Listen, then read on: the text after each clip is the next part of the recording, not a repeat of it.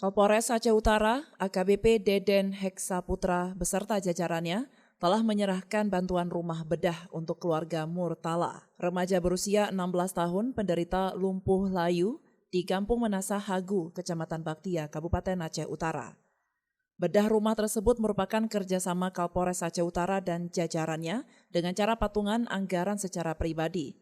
Rangkaian kegiatan ini patut diapresiasi bahwa fungsi dari kepolisian bukan hanya melindungi, mengayomi, dan melayani masyarakat, tetapi juga dapat meringankan beban masyarakat kurang mampu yang luput dari perhatian semua pihak selama puluhan tahun terakhir. Deden Heksaputra berharap semoga ini dapat meringankan beban untuk keluarga Murtala dan kedua orang tuanya bisa bermanfaat.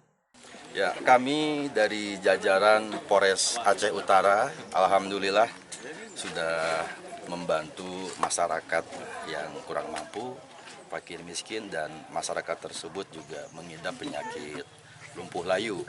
Dan alhamdulillah sudah berjalan kurang lebih 1 bulan. 1 bulan kita melakukan bedah rumah, pembangunan rumah Murtala yang baru.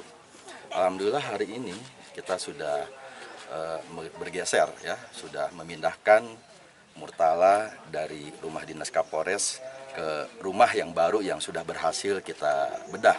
Adapun rumah yang kita bedah ini merupakan swadaya dari seluruh jajaran anggota Polres Aceh Utara, yang dimana ini merupakan suatu wujud kepedulian dari jajaran Polres Aceh Utara kepada masyarakat yang tidak mampu, masyarakat lemah, khususnya Murtala yang mengidap penyakit lumpuh layu yang dari kecil sejak umur 1 tahun sampai sekarang umur 16 tahun mengalami lumpuh layu.